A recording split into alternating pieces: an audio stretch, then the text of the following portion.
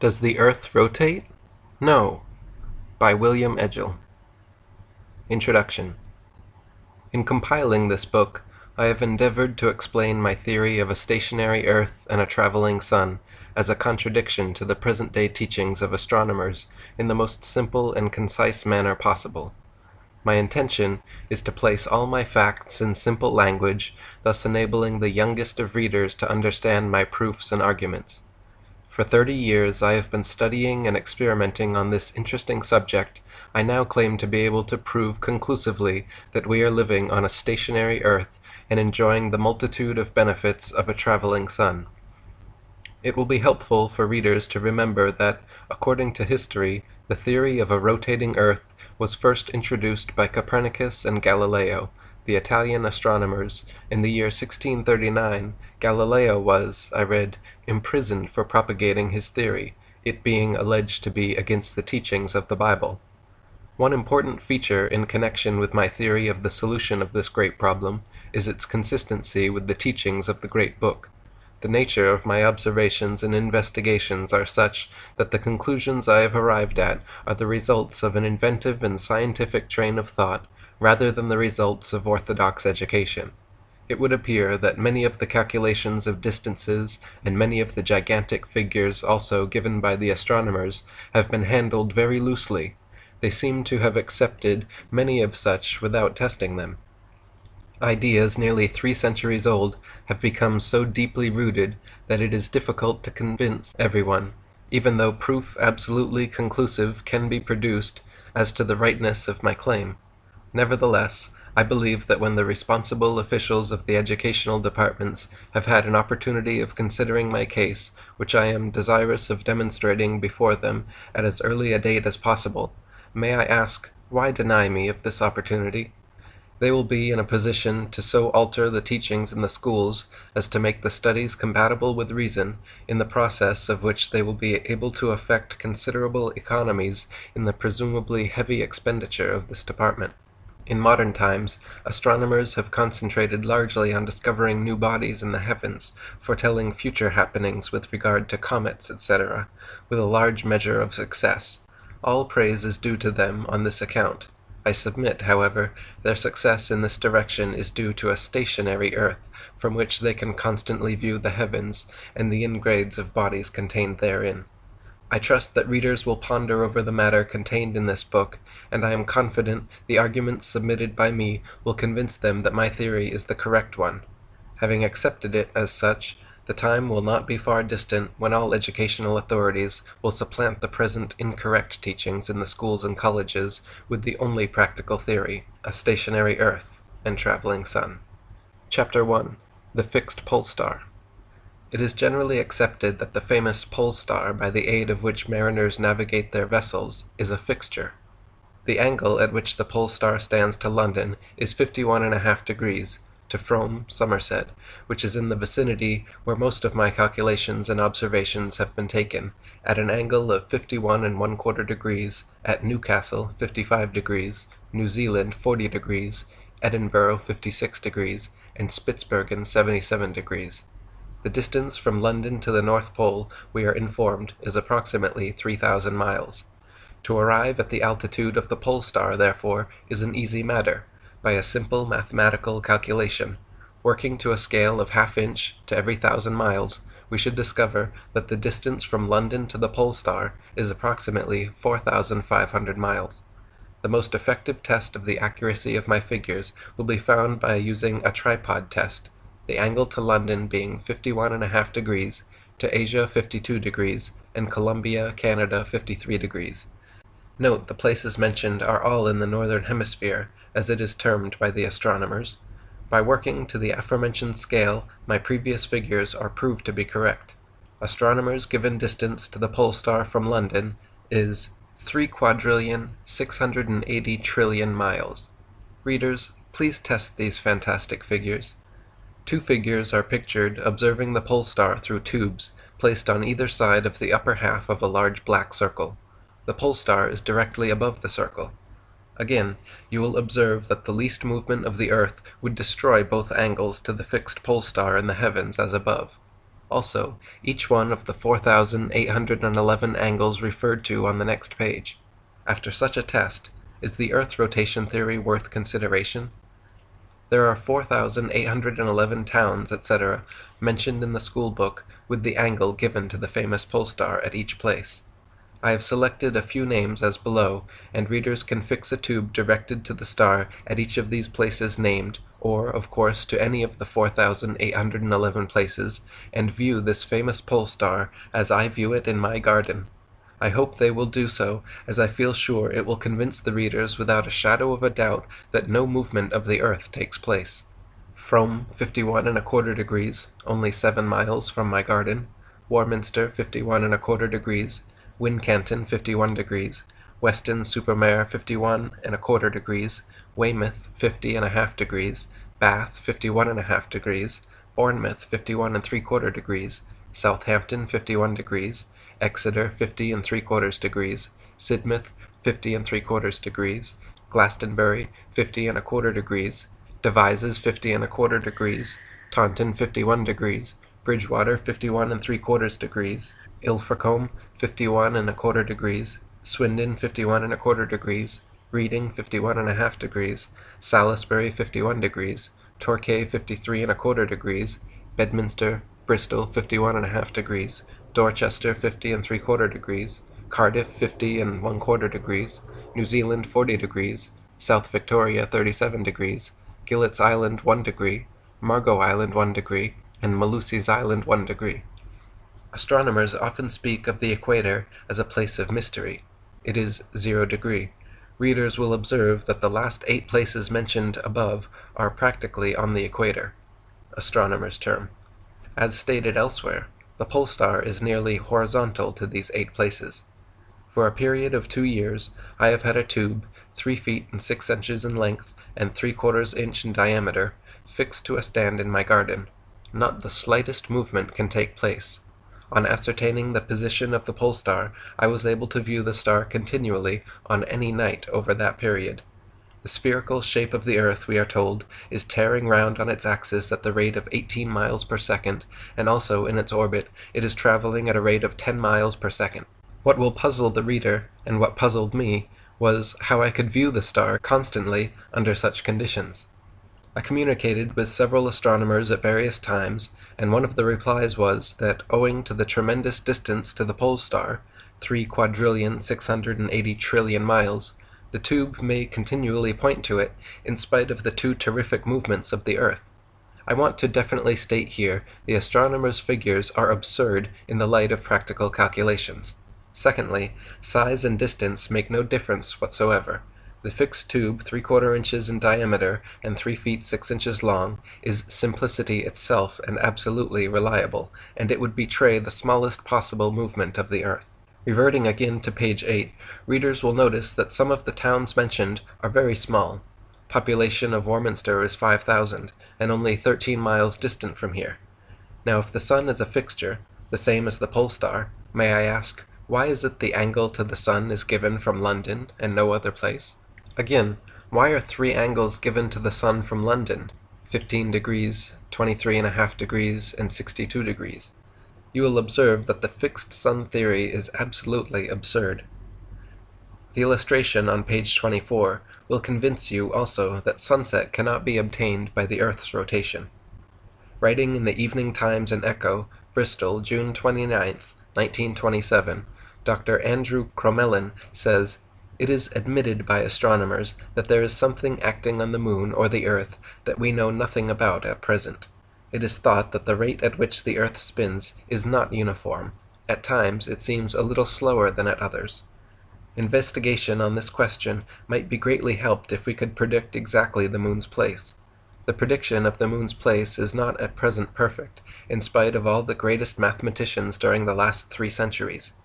In the schoolbook Longman's Geographical Series, Book 2, page 10, it states, "As the earth turns on its axis from west to east at an absolutely uniform rate, every meridian is brought successively in front of the sun every day."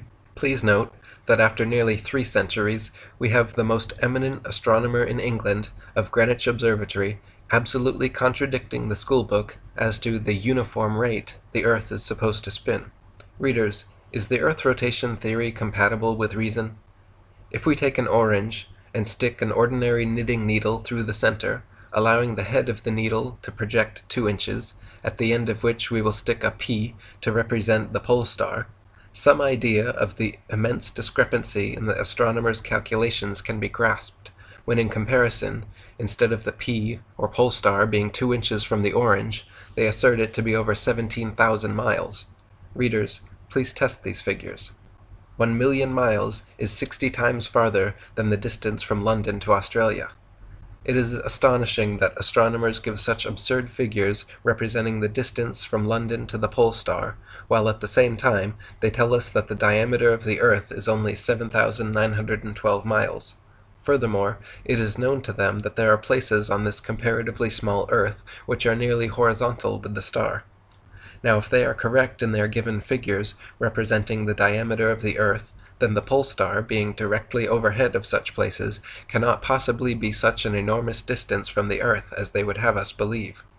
The angle from Para to the pole star is 1 degree, thus Para will be nearly horizontal to the star. Now, if Para is approximately 10,000 miles distant from the North Pole, therefore the distance from Para to the star can only be approximately 11,000 miles. Para is practically what the astronomers term on the equator.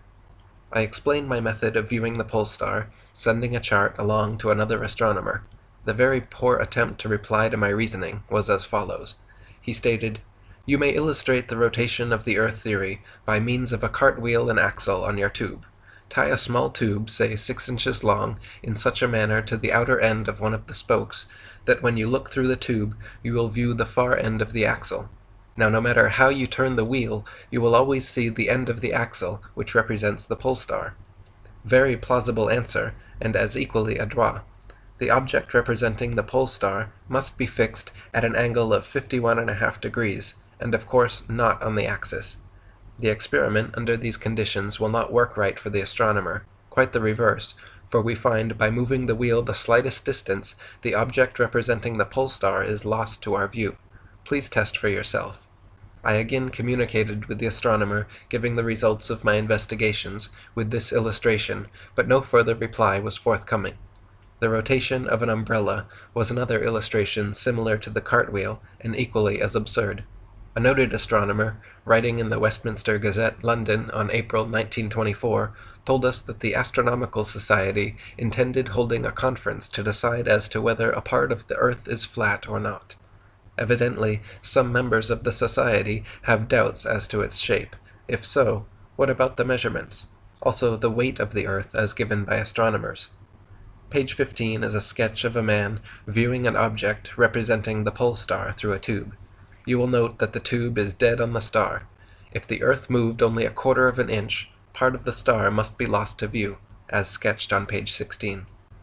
I have proved the pole star to be less than 5,000 miles distant, but even if it were as far as the astronomers estimate, it would make no difference with regard to the continual visibility of the star under the conditions previously mentioned. You may test this for yourself. By fixing a steel disc to represent the star as large and as far away as you choose, the size of the disc will depend upon the distance you may be sighting from.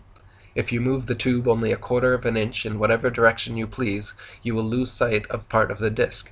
This illustration can be conducted on a larger or smaller scale. The result is identical. On page 16, you will observe a diagram with a disc 3 feet in diameter and 100 yards distant, and another representing a disc 9 feet in diameter and 300 yards distant. Both were directly covered by the tube, and both are lost sight of at the same time. This is a practical illustration, and if tried, will convince the most skeptical that the Earth cannot move at all. Before developing any further arguments and proofs of a stationary Earth, I claim that the pole star experiment absolutely proves my case. The fantastic figures 3,680 trillion given by astronomers as the distance from London to the pole star may be useful to them for mystifying purposes, but practical scientific calculations overthrow such impossible and absurd assertions. Chapter 2. The Earth round the orbit. According to present-day teachings, there are 2 movements of the Earth, one on its axis from B to A, and the other round its orbit. The orbit, we are told, is 360 million miles round, and efforts are made by astronomers to explain how day and night and seasons function based on the theory of a rotating Earth traveling round its orbit. A diagram of the Earth's orbit around a sun, with arrows showing directions and notes on distances. However, a second sun is pictured adjacent to the sun in the center of the orbit, labeled sun evening. The first movement referred to, from B to A, is at the rate of 18 miles per second. The second movement, round the orbit, is more than 10 miles a second. Now, before we examine these sensational figures, I just want to remind the readers of the position of the sun as we know it to be. My house faces southeast and is built on Mother Earth as shown. Earth, morning, June 21st. In the evening of the same day, the sun is at the back of my house. Northwest, sun, evening. These are facts each of us know to be true. If this change of position of the sun takes place by rotation of the Earth must need to travel around 180 million miles to X in one day. Please see school illustration, page 32. And note, astronomers say that it takes from June to December for the Earth to travel halfway around the orbit. Readers will agree with me that it must be the sun that travels over the fixed Earth. May I ask, should not the school illustration be withdrawn from the school book? We will take July 3rd. See Sketch of My House, page 57, from which I have taken a large number of observations. Faces southeast. At sunrise the sun appears southeast, and at sunset will be observed in the west, gradually receding towards northwest at the back of my house, where he becomes hidden from view. I have referred to this at this juncture in order to receive the imagination of readers on this phase. It is necessary for me to quote some more figures in order for me to develop the case. Astronomers tell us that at 8 a.m. on January 3rd, the Earth reaches that point in its orbit where it appears nearest to the sun. From January, the Earth will slowly recede, being at its mean distance 92,843,000 miles on April 1st, and its greatest distance 94,400,000 miles 2 hours before noon on July 3rd. First of all, the readers will observe a serious contradiction of what we all know to be the actual facts. The position is just the reverse of the statement. That is, the sun is nearer to us in the summer. Secondly, how does this work out with regard to the pole star? If the Earth and my garden thereon moved 2 inches, the angle of 51½ degrees to the famous star would be destroyed, and I could not view the pole star through a fixed tube.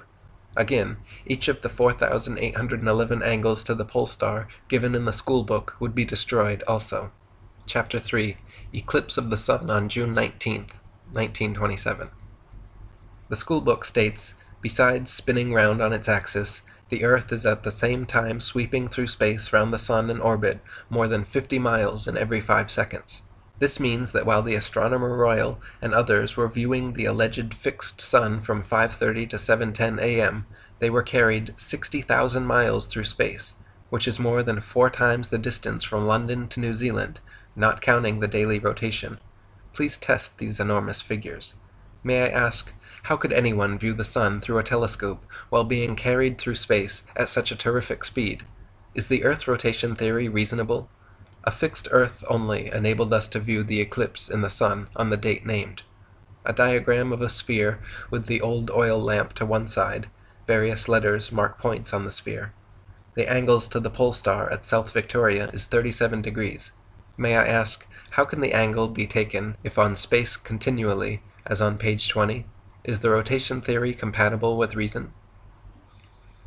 Chapter 4. Day and Night.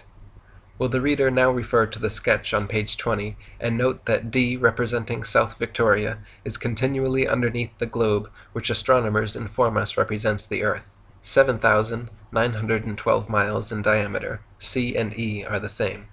Now on July 3rd, they tell us the Earth slopes toward the sun, as illustrated, rotating at the rate of 18 miles per second. Now you will notice the globe leaning on one side at the angle given in the illustration, and you will see England, or B, only rotates from A to B. The position marked B is supposed to be night, although B does not pass the center XY of Earth. Hence, England does not pass out of view of the sun in July. Therefore, if the astronomer's theory is correct, then we should experience all daylight. If the Earth rotated perpendicularly, then B would rotate to F. That will not work right for the astronomer. We are forced back once again to the theory of a stationary Earth and a traveling sun. Again, several places on the South Antarctic Circle, according to the astronomer's theory, would only rotate from C to E, therefore could not get any sunlight for several days in July. Also, D, representing the position of South Victoria, would be in total darkness in July. Another anomaly arises here. South Victoria would be directly underneath, and according to astronomers, on space continually. Is it compatible with reason? If the reader will examine the school globe, he will notice that England is in the northern hemisphere, astronomers' term, as also is Siberia, Canada, and other places. The astronomers tell us that the Earth completes one revolution on its axis every 24 hours, that the sun is continually shining, but as the globular Earth rotates, only half can and does receive the heat and light as per illustration on the next page. What are the facts? We find the northern part of Norway, down to Trondheim, known as the land of the midnight sun, receives sunlight continually night and day for 14 days in June. See X spot on sketch. How does the other places fare? England, Poland, and Russia, which are on the same side of the globe, they do not experience continuous sunlight. Readers, note the X on the diagram represents Norway, and the other two dark spots Poland and England. The school illustration number 6, representing half globe receiving daylight and the other half in darkness, is therefore incorrect. This phenomena is to be explained in the following manner. Two disks, vertically divided between white and black. The disk to the right has an X with a dot on each side in the upper half of its white side. Norway, being a mountainous country, and the traveling sun reaches such an angle at this time of year which enables one to view it continuously day and night. The shape and altitude of the surrounding mountains would be a factor in producing this effect. Day and night, as we experience it, could not function with a rotating Earth and a fixed sun. You will be assisted to grasp the theory by now considering that wonderful illuminating body, the sun. The astronomers tell us, and scholars are taught, that the sun is stationary in the center of the Earth's orbit, that it is 330,000 times greater than the Earth. The Earth is depicted at midday on July 3rd in the lower right corner and at sunset in the upper left corner. A line joins the two Earths labeled 94 million miles. A scale states 1/16 of an inch equals 1 million miles, and an X has been placed in the upper right corner. Earth not drawn to scale, as it would not be as large as a needle's point. The eminent astronomer Sir Norman Lockyer compared the Earth the size of a pea to that of the sun as 2 feet in diameter. As an illustration, if you roll a pea across your table, it does not elevate the pea to the ceiling. We, however, find ourselves almost horizontal to the sun at sunset. The Earth is then in position as above. May I ask, how can the Earth reach this position by rotation? Angle to sun 62 degrees. Astronomers assert that the sun is directly over the Tropic of Cancer on July 3rd. Working to scale, the sun is 40 million miles distant from X, which, as readers will see, X is drawn directly overhead of spot below, representing the Earth midday on July 3rd. Important. Astronomers say that the Earth gets nearer and nearer to the sun each day from July 3rd to January 3rd. If so, the Earth must rotate towards the left hand to get nearer to the sun. Then how can we get sunset? Again, how can sunset be obtained with the circular movement of the Earth, as illustrated on page 32? If the P, Sir Norman Lockyer's term of the Earth, rotates towards the right hand, the P will get further away from the sun, and even then, how can sunset be obtained? Please hold book upright when reading. Astronomy teaches us the sun is directly over the Tropic of Cancer. I contend that it would be utterly impossible for the sun, if 330,000 times greater than the Earth. We should be absolutely flooded with sunlight and heat, no matter in what part of the Earth we should be. We could not experience day and night, nor could we get seasons under such conditions. The distance from the Earth to the sun, we are taught, is 94,400,000 miles on July 3rd, that it is practically perpendicular over the Tropic of Cancer at an angle of 62 degrees to London. Assuming the diameter of the Earth to be 7,912 miles, and the sun to be at an angle of 62 degrees to London, the distance of the sun cannot exceed 10,000 miles. You will, I am sure, appreciate the vast difference between 94,400,000 miles, the astronomers estimate, and my estimate of less than 10,000 miles, see illustration on page 29, it is quite easy to work it out, and I trust readers will do so. I want now to draw your attention to a blatant contradiction by astronomers. They tell us that at midday on January 3rd, the Earth reaches that point in its orbit where it approached nearest to the Sun. It is then 91,843,000 miles distant. They contend also from that day the Earth will gradually recede, being at its mean distance 92,843,000 miles on April 1st, and at its greatest distance of 94,400,000 miles 2 hours before noon on July 3rd. Any reader may observe the Sun approaching gradually nearer every day from January to July, and vice versa, and yet the absurd paradox is published in schoolbooks and broadcasted all over the world, that the Sun can be nearer to the Earth by varying distances up to 2,557,000 miles, in spite of the fact that the light and heat we receive is such that we all know it is winter, will require some digesting. I should like to draw readers' attention to the pole star once again. It is stationary and at an angle of 51.5 degrees to London. Therefore, the least movement of the Earth destroys the angle each time the movement takes place. We can always view the pole star at 51.5 degrees to London, 51.5 degrees to Frome, Somerset, only 7 miles from my garden. The pole star is stationary, and a compass made to function with this one special star is the only means whereby we are able to travel the pathless ocean and desert. No matter in what part of the world we may be, the hand of the compass points almost directly to the star. Undoubtedly, the hand of Providence provided the ways and means for the human to find his way on long journeys, on land and water. I can imagine a critical reader asking, if the Earth is fixed, to what is it fixed? To this I would reply, we all agree the pole star must be a fixture. To what is it fixed? Regarding the Sun, I contend that I can prove it is traveling. According to present-day teachings, it is a fixture. I might say, then, to what is the Sun fixed? The diagram on page 29 will enable the reader to understand my point. Chapter 5. Size of the Sun. On March the 10th, 1927, there appeared in the Daily Chronicle, London, a statement from a noted astronomer to the effect that the Sun is 1,000,000 times greater than the Earth. Sir Norman Lockyer gives it as 330,000 times greater than the Earth.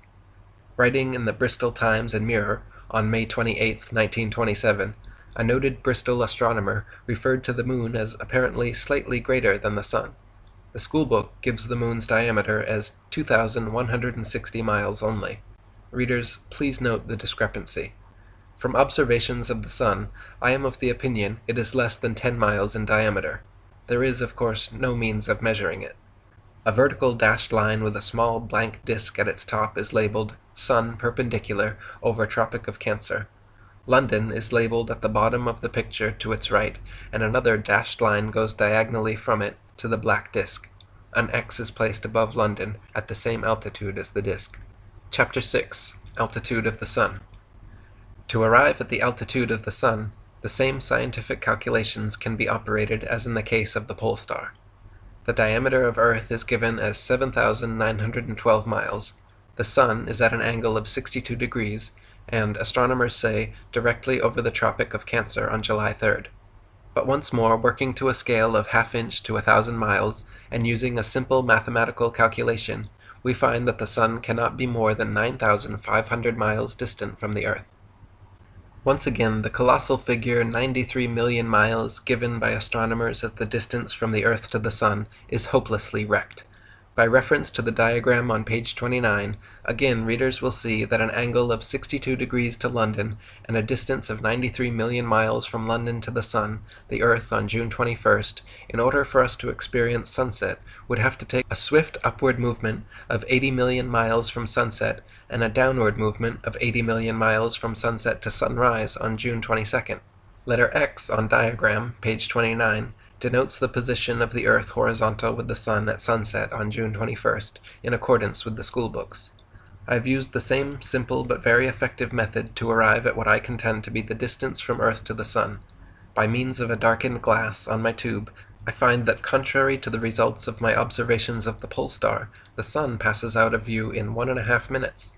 Now if the stationary pole star can be viewed at any minute or any night, then it is certainly that the stationary sun, as astronomers inform us, would also be able to be viewed likewise. Chapter 7. How we get our seasons. Astronomers inform us that the sun is a fixture in the heavens, and that the earth rotates once every 24 hours, in addition to a bodily movement round its orbit, which they say takes 1 year to complete. See sketch below. They attribute the seasons to this movement. The distance round its supposed orbit is 360 million miles, so that from January to June the Earth travels 180 million miles, which works out roughly 1 million miles daily, or 68 times the distance from London to Australia. This is in addition to the daily rotation.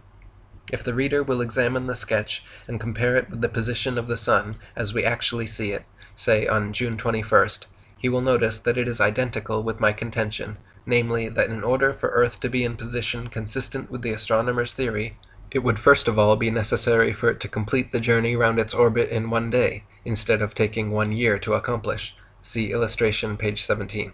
Secondly, it would have to rise in the extent of 80 million miles to bring it horizontal with the sun at sunset. Further, from sunset to sunrise on June 22nd, it would have to drop to the extent of 80 million miles. See illustration page 29. 2 Earths are adjacent to each other on an ellipse that represents their orbit around the sun. It will be found on an easy manner to test this in the reader's own garden, whether in England, New Zealand, or elsewhere, by first of all ascertaining the exact position of the house and garden, and observe the direction in which the sun travels. See sketch page 32. If the astronomer had contended that the Earth made 1 revolution in 12 months, there would be a semblance of reason, for under those conditions, with a stationary sun, the half of the Earth facing the sun would be experiencing summer, while the other half would be experiencing winter. They would then fail to account for day and night, even with this contention. The sun is illustrated to the left of a large circle. The letters E, England, and L, Labrador, are on the upper edges of the circle. E on the sketch is England, L, Labrador, North America. Again, we will examine the school globe, and we find England, Labrador, Canada, Siberia, and other places are in the same circle, or the same latitude, north, therefore should experience the same climatic conditions daily. We are, however, aware of the contrast between climate of these various countries. Such a state of affairs can only exist and be accounted for by my calculations that in summer, the traveling over of a stationary Earth, the sun passes nearer to us in summer and farther away from us in winter. Readers will observe that from December 21st, the sun begins to travel nearer to us each day, until June 21st. The heat is absorbed by the Earth as we approach that day, until we find the sun almost directly overhead. Even after the sun has traveled from us, towards New Zealand, say in August and September, we often experience hot weather, which can be accounted for by the fact that the heat accumulated and stored up, as it were, radiates out from the Earth. I have mentioned New Zealand in the paragraph. We all know that when it is midsummer in England, it is midwinter in New Zealand, and vice versa. The sun, in his travels, passes over one place to the other. From June 21st, he begins to travel nearer and nearer to New Zealand, every day and night for 6 months, until it finally arrives in a position almost directly overhead. It is then midsummer in New Zealand. Meanwhile, as the sun gradually comes upon us, until we reach December 1st, which is known as midwinter. You will agree, I think, that this is the most reasonable theory of the functioning of summer and winter, as we experience it in the 2 named places. Important.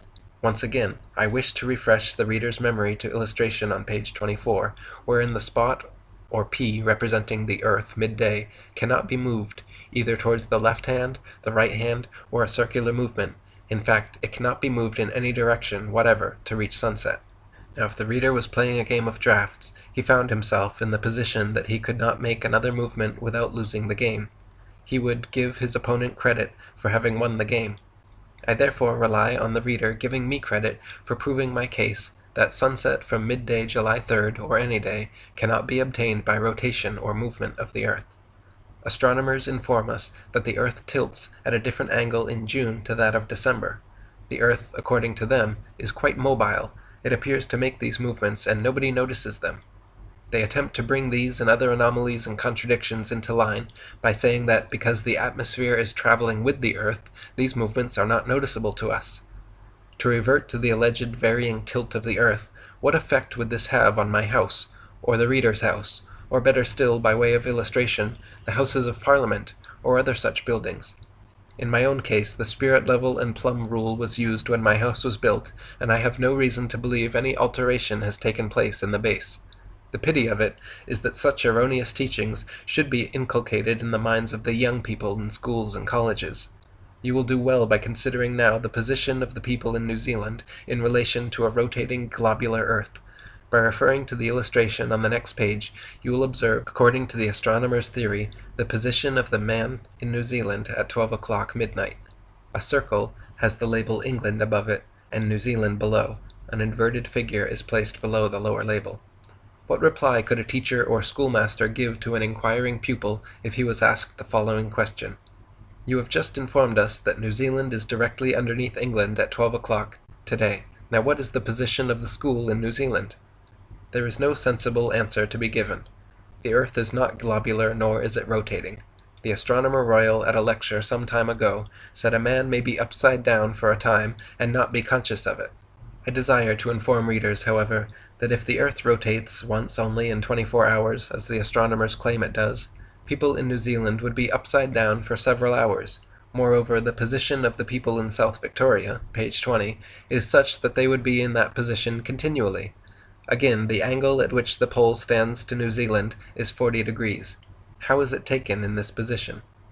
In reply to what I describe as an awkward question I put to an astronomer on this subject in 1916, he said the terms up means down, and down means up with all astronomers. I leave readers to judge as to whether such a reply is satisfactory to any intelligent person. If the reader will refer to diagram 5, he will notice two figures representing observers, one viewing the pole star and the other the sun. Now, after continuous experiments, I discover that whilst the pole star can be always viewed, the sun passes from view in 1.5 minutes. Surely this is a weighty argument in favor of my contention that the earth is stationary and the sun traveling, for if the star by aid of a tube is visible continually, then the sun, if stationary, would also be visible under the same conditions. Sunset. Contrary to the imagination of most people, the sun does not sink in a perpendicular fashion. It takes a sort of sweep from west towards northwest, as diagram number 6 denotes. It will be observed that the curve shows a slight upward tendency at the end. Two figures observing through tubes are placed back to back. The one on the left observes the pole star, while the other observes the sun. The pole star always keeps at one altitude, 51.5 degrees to London. The sun would be the same if it is fixed in the heavens. An arc representing the relative observed movement of the sun in the sky between 7:30 and 8 p.m. on June 21st. This is the position of the sun just before it disappears from view. It was taken in my garden from 7:30 to 8 p.m. on June 21st. In the school book, 3 angles are given to the sun from London: 15 degrees, 23.5 degrees, and 62 degrees. Why give 3 if fixed, and only 1 to the fixed star? Is the fixed sun theory compatible with reason? It is very remarkable how easy the rays of the sun can be obstructed. The diagram number 35 represents the sun in a position behind a hill or mountain. Suppose an observer be at position A, B, C. The one watching from A will lose sight of the sun first, the one at B will be next, and the one at C will be able to view the sun considerably longer than those at A and B. Over a distance of only a mile, the sun may be visible to people in one place and yet have disappeared from others. The sun disappears gradually as it travels on its journey to other parts of the earth, such as Australia and New Zealand, and in this manner the people get the sun 12 hours earlier or later. Countries situated intermediately get it 5 or 6 hours earlier or later than we in England, according to the position of the country in which they live. I contend that the earth is not spherical in shape, and whilst it would be absurd to conjecture the exact size and shape, we are all aware that explorers have endeavored to penetrate the ice barriers, but in whatever direction they have proceeded, we know that the intense cold and these terrific ice barriers have prevented them from progressing beyond certain limits. It is reasonable to conclude, therefore, that the shape of the earth is a plate surrounded by intensely cold regions, which makes it impossible for any living creature to exist. The sun to the left is above an outcrop of land. Dashed lines show how the altitude of the sun affects the outcrop's ability to shade the land to its right. Readers may ask, why is it, if the earth is flat or plate-shaped, that the sun can only be viewed periodically, as it were, that the amount of light and heat vary, both in intensity and duration? The answer is illustrated by the sketch on page 43. The altitude of traveling bodies in the heavens is very deceptive. For instance, the reader may observe an aeroplane flying at a great speed and height. As it comes toward the spot where you are standing, you will notice the tremendous height at which it is flying, but as it will appear to get lower and lower, and if there are any trees in the vicinity, it will appear ultimately to rest on top of them. We will assume, in order to illustrate this point, that the airplane was 265 yards overhead, and 7 minutes elapsed before it appeared to be on top of the trees. By going at ordinary speed, it would have traveled about 10 miles. Now multiply 265 yards by 5,000, making the height 750 miles. We will also multiply the distance of 10 miles, at which the flying machine appeared to be resting on top of the trees, by 5,000, making 50,000 miles. In order to provide an object to represent the sun, you will also have to imagine 5,000 times larger than the aeroplane. By increasing the sizes and distances in this illustration, a parallel may be drawn with the traveling sun. Assuming the sun to be at an altitude of 750 miles high at midday, and having traveled a distance of 50,000 miles at a very much lower altitude than it actually is, it would, in fact, appear to have sunk to the level of the tops of the trees. The diagram on the next page is the angle in proportion to the size of the sun and distance which it is supposed to have traveled. Chapter 8. An illustration of the small angle between the sun and the horizontal when the sun is at an altitude of 750 miles and 50,000 miles distant. You will note that the angle is very slight, almost horizontal, whereas, in fact, working to scale, the sun is 750 miles high and 250 miles in diameter, but from observations for 30 years, I consider the sun is less than 10 miles in diameter. There is, of course, no means of measuring the sun. It is therefore a reasonable deduction to draw from this illustration that the angle of which the observer may be sighting creates an optical delusion. The thousands upon thousands of hills, mountains, towns, villages intervening between the figures above, representing a person, and the sun, in addition to other causes mentioned, are sufficient reason why the sun is easily hid from our view, and prevents us from seeing a glimmer of light from it. If these mountains were transparent, we could of course view the sun. If the sun is continually traveling, varying its course from time to time, which accounts for day and night, also the seasons.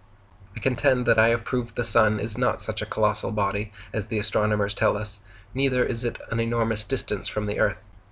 That the deciding factors controlling the functioning of day and night, also the seasons, are 1. The variation of the sun's course, 2. The variation of the sun's altitude, 3. The ever-increasing and decreasing angles of which the sun may be in relation to the earth, and 4. Intervening hills, mountains, towns, and villages. In addition to the hills and mountains referred to above, which we are aware exist and are above sea level, there is also the outside edge of this fixed earth, which nobody has ever viewed, and probably the Creator never intended for the outside border to be explored. The outside edge of the earth may stand much higher than the highest mountain or observatory known to us. The sun can therefore be easily hidden from our view by night in England, while at the same time the sun may be on view sideways or otherwise in other countries, and vice versa. I might say that according to astronomers' measurements, the sun is 40 million miles beyond the extreme outside edge of the earth. Chapter 9. Shape of the Earth. Whilst it would be absurd to give definite particulars or details as to the exact shape of the earth, it would be equally absurd to attempt to give the exact distance from London to the outside edge. It is reasonable to believe that the outside border of this stationary earth is a barrier of ice and snow, for in whatever direction one may travel, such unendurable climate is experienced as to make it impossible to exist. The cold increases in intensity the farther one travels towards the outside edge of the earth, due to the outside being surrounded by space. This being the case, then one can understand why it is always below freezing point. There is no means by which the heat of the sun can be stored. Undoubtedly, there is a center point to the earth, and no doubt nature ordained that the fixed pole star should be the guiding star to mariners and travelers. In order to force home my arguments, I have produced a sketch on the next page, representing the exact position of the sun in its relation to the earth, as observed from my garden. Astronomers, as a rule, argue in terms which disregard our own place of habitation as being part of the earth, but rather as a place apart. I am of the opinion, however, that one can make the reasoning more clear by using one's own garden as a case in point. Readers, you are aware the above illustration gives the exact position of Mother Earth in relation to the sun as we experience it, at midday and sunset on June 21st, and sunrise on June 22nd. The schoolbook says this change of the Earth's position takes place by the Earth's rotation. Let us analyze this assertion. It is absolutely absurd. May I ask, if you roll a pea or orange across your kitchen table, how can it elevate the pea or orange to the ceiling? How can the Earth at midday by rotation, if only 7,912 miles in diameter, elevate to the position as shown? Again, to carry out the astronomer's assertions, you will observe the Earth has passed the sun twice from June 21st midday to sunrise June 22nd. This is an absolute contradiction of the schoolbook illustration of the Earth's journey round the orbit. It is shown there that as from June to December, the Earth passes the sun once only. Having dealt with the three distinct movements of the Earth, which must take place if astronomers' assertions are correct, may I suggest to readers to consider the results of such antagonistic movements of the Earth. The terrific currents of air would alone make it impossible for any living creature to survive. It is scientific fact that when a solid body is rotated, all parts tend to fly away from the center. Therefore, since the hardest steel will not stand a strain of more than 125 tons to the square inch, the Earth would have been bent to smithereens were it a fact that it rotates at the terrific speed of 1,080 miles per minute and fleeing through space round the orbit at 10 miles per second. Chapter 10. Water finds its level. Will the reader now consider this fundamental natural law in its relation to the astronomer's theory of movements of the universe? The distance from London to New Zealand is 13,740 miles. The position of New Zealand, we are told, is, in accordance with the theory of a globular world, directly underneath England. Vessels travel backwards and forwards at regular periods. It is quite certain that if the sea forms part of the huge globe, then the vessels on their journey must be continually dipping, as it were, in fact, working to a scale of 3/8 of an inch to the 1,000 miles. The first 4,580 miles from London would nearly be level. The second 4,580 miles would be navigated with a vessel in a perpendicular position, and the last 4,500 miles would be completed with the vessel keel upwards and directly underneath the Earth. We all realize how absurd this sounds, and yet it is an absolute correct conclusion if we believe what the astronomers tell us. May I ask, why teach children untruths? Truth will always win. As an alleged proof of the curvature of the Earth and sea, astronomers submit the illustration on the next page. A vessel traveling from Bournemouth to Swanage, for example, a distance of 8 miles, will gradually pass from our view as it reaches a distance of about a mile. The hull disappearing first, they claim that this is a sure proof that the sea is curved. Let us introduce a telescope, and we shall be able to again sight the vessel. If, therefore, one may continue the observation of the vessel by aid of a telescope, then the illustration put forward by astronomers falls to the ground. Were it the curvature causing the obstruction, the telescope would be useless, as the reader will readily grasp. The diagram gives the correct angle, working to a scale, and readers will observe that from B, representing an observer at Bournemouth, to S, representing Swanage, there is a slightly upward curve. Now how does this tally with the astronomer's assertions? If we analyze it, we shall discover it to be entirely opposite. Any object above the eye line between B and S is wholly visible at B, therefore the whole of the vessel should be more distinct, according to the astronomer's own theory. That the vessel, even at a short distance, is lost to our vision hull first, is correct, but it is due to other causes than the schoolbook teaches us. It is due, firstly, to the ever-prevailing mist on the surface of the sea; secondly, to the limitation on visual observance with the naked eye; thirdly, to the natural law referred to previously; fourthly, to the varying angle at which the observer may be sighting it as the vessel travels farther away. In the year 1904, an experiment was tried by measuring 6 miles of the Bedford Canal. It was found to be quite level. Not only was it measured by the aid of a specially constructed and costly apparatus, a photograph was taken with a large sheet drawn across a canal 6 miles distant and held up at right angles to the surface of the water. The whole sheet was shown in the picture, as also was the shadow which was cast on the water by the sheet. To obtain this result, the water must have been absolutely level. Here again, the reader will do well to reason out this problem. Assuming the Earth to be traveling from west to east, at the terrific speed of 18 miles per second, bearing in mind also the two other alleged movements of Earth Combined with these movements, a terrific hurricane develops in a direction powerful enough to almost lift us off our feet, uproot gigantic trees, etc. Where should we poor weak creatures be? I fear the end of the world, that we hear a great deal of talk about from time to time, would be on us. On each occasion, when I have entered into controversy with astronomers, they have contended that the air or atmosphere is carried with the earth, thus nullifying all consciousness of the movements of the earth. Several have gone so far as to say that an enclosed railway carriage can be taken as an example. The air in the compartment traveling with the train destroys the consciousness of any movement, excepting, of course, when one looks through the window at an object outside. What piffle! The air or atmosphere on the unenclosed earth is not bound to the earth, and therefore would not travel round with it. By what and to what is the air harnessed, if it travels round with the earth?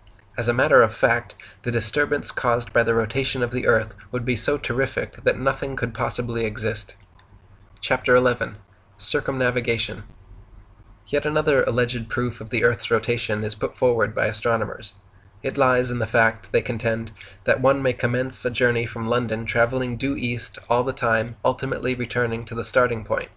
The direction and countries through which one must travel to perform this feat are as follows. From London to Berlin, on to Asia, China, from thence to Japan, the farthest point on land. One would then proceed across the Pacific to Vancouver, on to Newfoundland, and finally across the Atlantic to London. The weakness of this argument will be manifest to the youngest or dullest intellect, I think. When the traveler reaches Japan, the direction he takes cannot be eastward, or else the compass would be useless. This can be proved by consulting a map or globe of the universe. What happens is this. The diagram number 1 represents the direction which the traveler would take.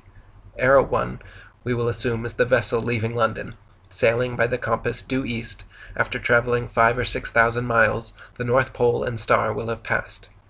The compass will then point back as to number 3 arrow, instead of pointing ahead as number 2 arrow. The compass point N is in the middle of the left side, with W below it at the bottom, S to its right, and E in the upper right corner. A dashed line goes from the W to S midpoint, London, to E, and then from E to N. An arrow labeled 2 parallels, the WE line, and another labeled 3 points, form E to N. Supporters of the rotation theory conclude that as the compass will now point back to number 3 arrow, as it were, instead of number 2, which was the direction prior to the vessel passing the North Pole and star, the rotation of the globular earth, they say, has altered the position of the vessel on reaching point E of arrow number 2. The solution of this problem is not in the rotation of the earth, however. It is because the vessel has passed the point known as the North Pole star, by which the compass functions, in consequence of which the compass must point back. Again, supposing a vessel is anchored at the port of London at 6 a.m., pointing due east as number 1 arrow, then at 6 p.m. the vessel should be pointing due west, if the student is to support the rotation theory. Of course, no movement of Earth takes place. The diagram above represents a compass. Readers will observe the mark on the case. Now, assuming the Earth makes one complete revolution in 24 hours, the case and mark thereon should be carried round also to a position pointing south in 12 hours. Of course, no movement takes place. The hand of the compass and the mark on the case points in the same direction continually. Chapter 12. The Equator. I asked a noted astronomer to kindly explain to me how the angle of 40 degrees to the pole star was taken at New Zealand. He then referred to a man at the equator. I then informed him of 8 places given in the school book, angles 1/4 to 1 degree, which was practically on the equator. And the inhabitants could, of course, view the pole star at these places, as I viewed the star in my garden, except that the star would be nearly horizontal to them. As usual, no reply was forthcoming. The diagram on the next page depicts an airman bombing a building from his airplane at a great altitude. This is another illustration of the unreasonable theory of a rotating globular earth. Readers will remember it takes about 10 seconds for the bomb to reach the building from the airplane 1 mile up. Multiply 18 miles by 10 and it will give you the distance which the house will have traveled with the earth, according to astronomers. As readers will observe, the bomb would pitch 180 miles distant from the house. Is the rotation theory compatible with reason? If our Earth rotated, the use of artillery in modern warfare would be impossible, as the rifle or shotgun for sport. It would be impossible to sight them, or to use rangefinders to do so. To return now to the town in which I live, in 1917 a thundercloud burst, and over a radius of about 2.5 miles we received a deluge of rain. The places outside of the radius, however, were bone dry. Now, assuming the Earth to be traveling through space round the orbit at the speed of 10 miles per second, how on earth could they escape the storm? Moreover, we in our town should have whizzed clear of it in 1 second. The reader will undoubtedly consider these very simple matters, but let me assure you, they are too difficult for astronomers to explain away, based on the theory of a rotating globular Earth. An aeroplane 1 mile from Earth dropping a bomb on a house is illustrated with a vertical dashed line.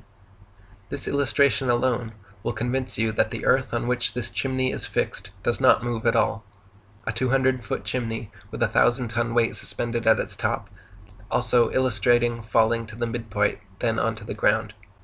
The diagram above represents a chimney built on Mother Earth. It will, of course, be traveling at the same speed as Earth, 18 miles per second, according to present teachings. Imagine a heavy weight, 1,000 tons, released. We shall know where to find it when it reaches the ground, almost directly under the place where it was released.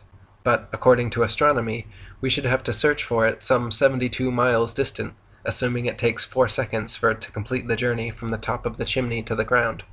An object can be dropped in an enclosed railway carriage traveling at its maximum speed, and it will fall vertically, because the air is carried along inside the carriage.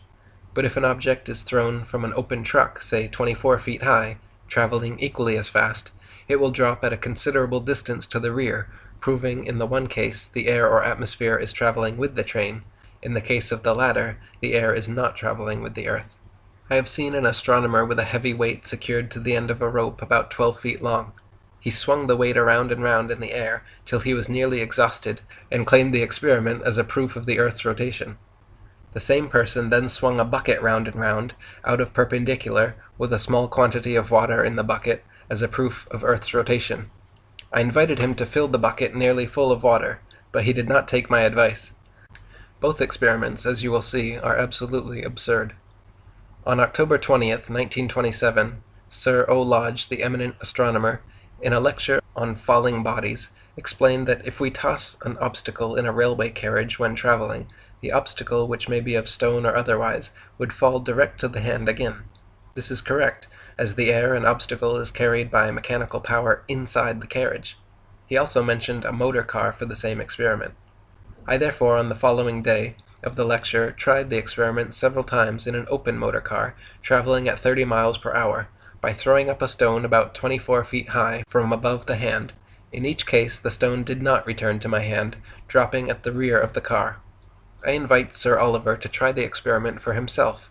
I might say that I tried it years ago with the same result. Sir Oliver will need practice to throw a stone so high and straight, owing to the strong air caused by the swift traveling car.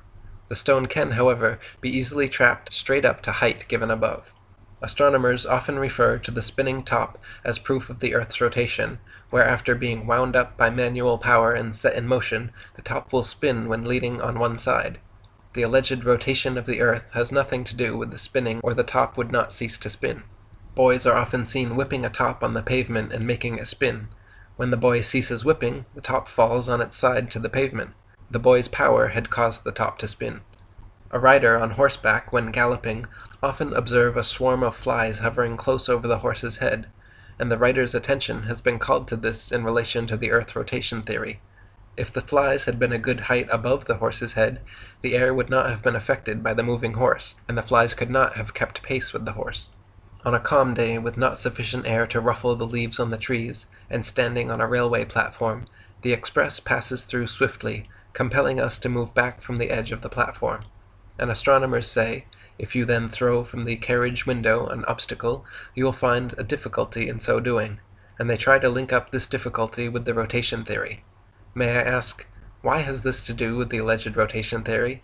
As it was calm before and after the express had passed through, it was of course mechanical power that caused the air to be so strong for the moment or two. Toss an orange when on deck of a moving steamer is often spoken of in relation to the Earth rotation theory, as it is said the orange will return to the hand again. If the orange is thrown straight up, say 24 feet or so high, where the air is not affected by the moving steamer, As previously pointed out, the orange will not return to the hand. I will mention that kite flying was a pastime in my boyhood, and I remember telling my schoolmaster, when lecturing on the Earth's rotation theory, that I did not think my kite could fly under such swift movements of the Earth. The only reply I received was a smile. Throughout my whole life of experimenting, I have not found one single point in support of the Earth rotation theory. Chapter 13. Foucault's Pendulum. Great importance is attached to Foucault's pendulum, as it is termed, which was conducted in Paris in 1851. The astronomers and school books assert it to be sure proof of the Earth's rotation. On close examination, and by devising experiments on a smaller scale, I find several flaws in this alleged confirmation of the Earth's rotation. In the first place, the Pantheon in Paris, from which the wire 200 feet in length was suspended, is built on the Earth. This is the determining factor of the cause of the heavy ball, 1 foot in diameter, and fastened to the wire, apparently deviating from its course after being set in motion, say the supporters of the rotation theory. Now, readers, if the apparent circular course taken by the ball after it was set in motion was the result of the Earth's rotation, why was it necessary to start it? And why did it not oscillate perpetually? It is necessary again to direct your attention to the other alleged movements of the Earth. I refer now to the journey round an orbit 360 million miles at the speed of 10 miles each second. Surely this terrific traveling would have a deterrent effect on the oscillating ball. The sketch number 20 on the previous page represents a pendulum 6 feet in length.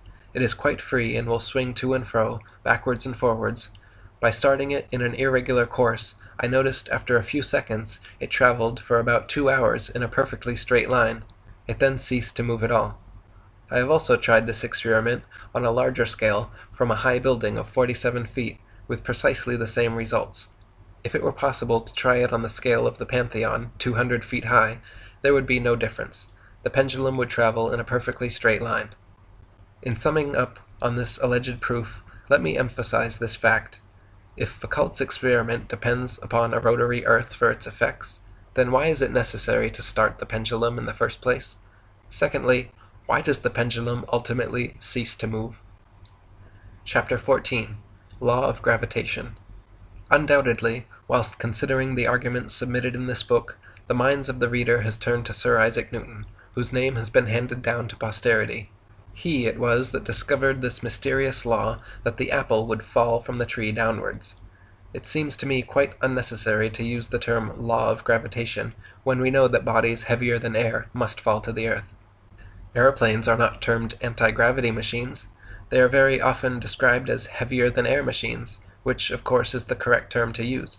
Immediately the artificial means whereby the aeroplane is kept elevated and traveling is destroyed. Then the heavier-than-air machine crashes to the ground, because of the reason which the term implies. It is not a question of any attraction powers contained in the earth. The following experiment will prove this. See the illustration on the next page. It depicts a gentleman smoking a cigar. He is gently blowing the smoke against a cold pane of glass in winter-time. Due to the low temperature, the smoke becomes dampened and incidentally slightly heavier than air, giving it a tendency to descend. It dries very quickly, however, becomes lighter than air again, and consequently ascends into the air. Arguing with a scientist on this point one day, he remarked, "I fear you have not studied the law of gravitation, for everything has a tendency to fall to the ground by the attraction of the earth." I put it to him if his contention was correct, why did the smoke ascend instead of descending, as the cigar would if let fall? The illustration on the next page is taken from a book in my possession, supposed to explain Newton's theory that all bodies fall towards the center of the earth at C, that is, from A to C, D to C, and B to C. Astronomers inform us that the earth is the shape of an orange, and 7,912 miles in diameter. If so, there is from A to C and also from B to C 3,956 miles of solid earth and rock. Now, no one has penetrated through the crust of the earth, for even the deepest of mines is not 10 miles, and I contend that no person can possibly say that the earth is even 50 miles, or 7,912 miles, through. Newton informs us that a body at D will fall towards C. This position is equivalent to a person standing on the earth in his own garden, which is impossible, as previously proved, and certainly he feels no attraction there. Moreover, a body at D is in precisely the same position as a coin held at the side of an orange, or even your kitchen wall, and the coin being heavier than air naturally falls perpendicularly to the floor when released. That is, a body at D will fall to E and not towards C. Newton says New Zealand is at B, but has anybody known a body to fall upwards? It must certainly do so if the earth is globular. Surely Newton's theory is incorrect, as reason alone leads us to the fact that bodies cannot fall in any direction except perpendicularly. Chapter 15. Eclipse of the Moon. Astronomers estimate the diameter of the moon to be 2,160 miles, and that of the earth 7,912 miles. The journey of the moon round the earth, they assert, is at the rate of 37 miles a minute, whilst in its supposed journey round the sun, the earth travels 1,080 miles per minute. Now, assuming the shadow cast by the earth on the moon to be equal to half the earth's diameter, as the shadow would tend to converge, readers will perceive it to be impossible for an eclipse to last longer than 7 minutes. We are aware, however, that it is a quite common occurrence for an eclipse of the moon to last several hours. We shall have to search for more practical causes, therefore, than those given by astronomers, i.e., the rotation of the globular earth. It is well known that there are dark bodies in the heavens, and periodical movements of such bodies would create the phenomena similar to what we understand as the eclipse of the moon. The tide. The steady pulsation of the ocean, which we know is the ebb and flow of the tide, is caused by the rotation of the earth, say astronomers. I venture to suggest there would be very little element of steadiness were the tilting earth whirling round as they assert. Whilst I contend it is impossible for any human to say definitely what causes this mysterious advancing and receding movement of the sea, it is within the realms of possibility that the varying temperature of the water creates a rise and fall sufficient to account for the tides. It should be borne in mind that the variation in the tidal rise of water at England and New Zealand is only 27 feet, on a distance of 13,740 miles, which equals an elevation or drop of 1/8 of an inch in every 5 miles, which is, of course, practically level. Readers, please test these figures. Here is another positive proof that the earth cannot rotate. In the desert of Sahara, the length from east to west is 3,000 miles, its average breadth 900 miles, and its area 2 million square miles. Rain falls on this desert at intervals only of 5 to 10 or 20 years. If the earth rotates over 1 million miles daily, and in addition makes another movement round the orbit and sun yearly, how can this large desert escape the rain from the heavens for years at a stretch, while other places receive the rain regularly? Why? It is because the desert is a fixture, and is not favored by rain from the heavens, like other places, owing to geographical conditions. It is a mistaken idea, and a very prevalent one, to suppose that without great observations and complicated mechanical devices one cannot study and experiment. I contend that the most reliable sources of proofs and arguments will be found in one's own garden, and with the aid of a tube, such as I have mentioned in previous pages. It is quite simple, but very reliable. Present-day astronomers and educational authorities still continue to teach a theory which I claim to have proved to be incorrect. Not only is it incorrect from a scientific point of view, but if readers care to search the Bible, from the beginning to the end, they will not find one word to support the theory of a rotating earth. On the contrary, they will discover a great number of verses in various parts bearing out my theory of a stationary earth and a traveling sun.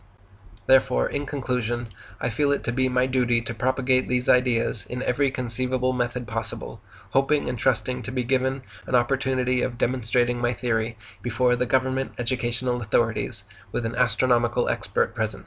May I ask, why deny me this opportunity? If I can prove that the present-day theory is wrong, and I am quite confident of the result, at least it will be the means of repairing a serious defect in the education of our children. Truth will always win.